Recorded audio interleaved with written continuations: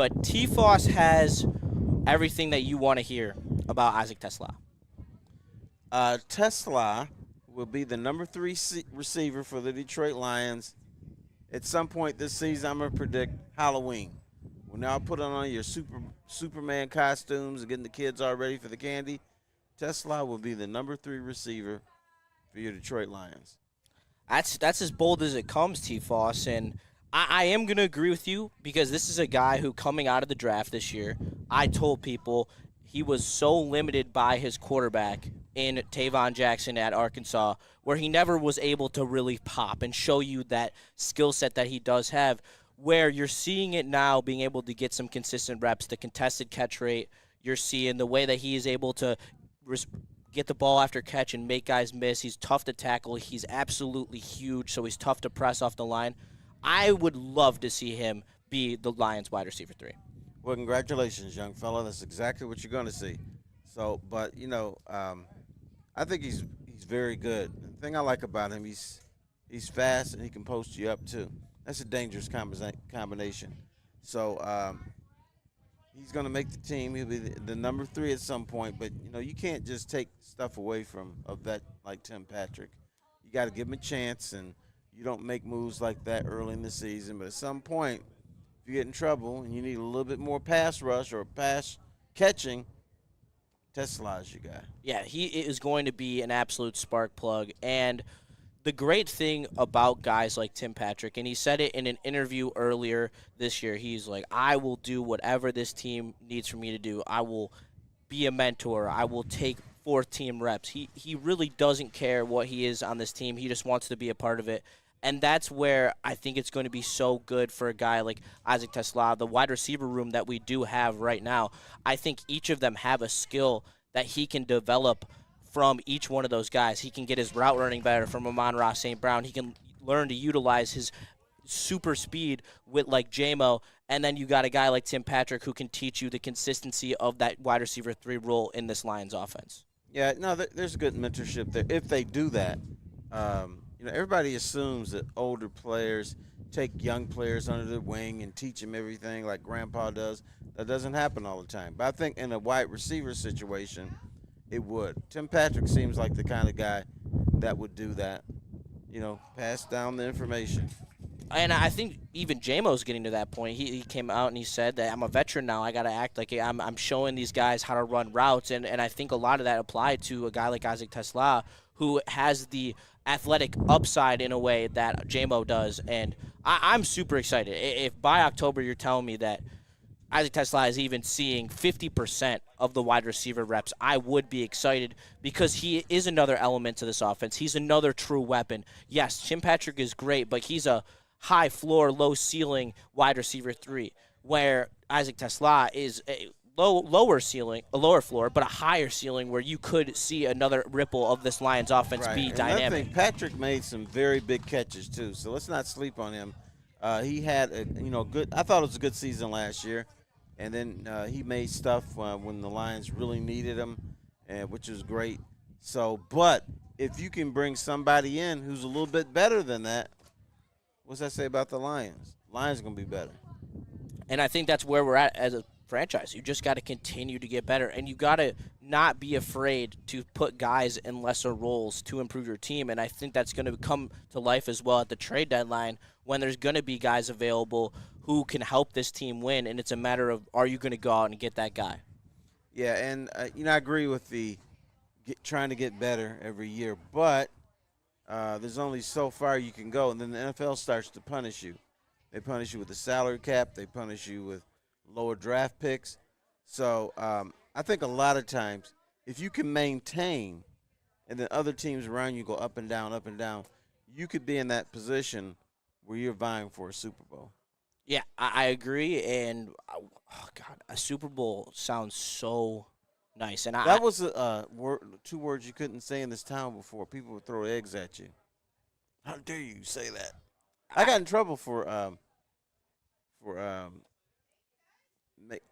making fun of a guy who mentioned Super Bowl. What year was that? Oh, shoot, this had to be was it a legitimate year to? No, it wasn't. No, come on. They haven't had a legitimate year. Right. The last 3 years are the most legitimate. You can't say we've ever been. 2014. That it wouldn't have been Usher to but mention it. I'm not saying they could have fully said it like, oh yeah, we are a Super Bowl favorite, top 4 favorite in the league. We knew they were a playoff team, but right. yeah, as far as like Super Bowl, we all think that they could have been that just based on where they were, but the reality was they weren't because the very next year they couldn't capitalize on it. Yeah, before these guys came here, the closest they got was in '92 when they beat Dallas, which was a game that's supposed to catapult them to greatness, and it didn't. Yep. And then they had the NFC Championship game against Washington. Washington just smoked them. And then Lion fans said, "Wow, geez, you're being rough on them because it was sort of close at halftime." Last time I checked, they don't play half games in the NFL. No, they do not. All right. Ask the Atlanta Falcons. Yeah, right. If we did, we would have been in the Super Bowl already. But I think now in this town that narrative has flipped. But I think that because that narrative has flipped and it has put this fan base in a point of hunger where now they are teething for a Super Bowl, I think like the first year Dan Campbell made the playoffs, this fan base wasn't tenacious at going after a Super Bowl. They were content with the playoff wins. But or they say, okay, after Dan Campbell's speech, I can see them saying, "Oh man, they hired another bunch of clowns." It's the same old stuff. Yeah, and now everyone loves the clown. That Dan Campbell speaks with, and it's not, to me, it's not an active clown. I think that Dan Campbell is very calculated. And what he says in the media, and I think that he gives off this such alpha presence where the team rallies around everything he says, and I think it is a good thing at the end of the day. And they probably do that. I think his main focus or his main strength is motivation. And I've talked to a bunch of guys in the league, and they're like, their coach just gets up in front of them and just goes, rah, rah, rah, rah, rah, rah, like that. You fall asleep. But if somebody is talking about pistol whipping people and chasing them, at the front door, if you're going to hunt us, kneecaps, Sasquatch, I don't know what else he talks about, but you know what I'm saying? One ass cheek and 3 toes. Right, one ass cheek. If you can get away with that if you win.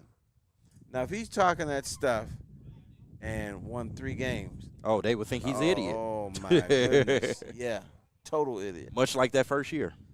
Yeah, but they thought he was a meathead. Success cures all. And I think that Dan Campbell is the living, breathing example where originally the league narrative was, oh, look at this guy out here talking about biting kneecaps, and now he's one of the most respected head coaches in all of football and even has players from other teams saying how bad they want to be a Detroit Lion. Yeah, and that's all about motivation and also being truthful with his players. That's the big difference. Because the one thing that coaches, the mistake they make is they'll lie to a player, and then that player will tell so-and-so, and they say, oh, no, that's not the case. And then you get caught in your lie. And then you got to make up stuff. And then when the media asks you about it, you got to go, oh, I don't know what you guys are talking about. That never happened, when you know good and damn well it did. Yeah, I think it's more than just the coach, though. I think it's an organizational change because, Terry, you can speak to this.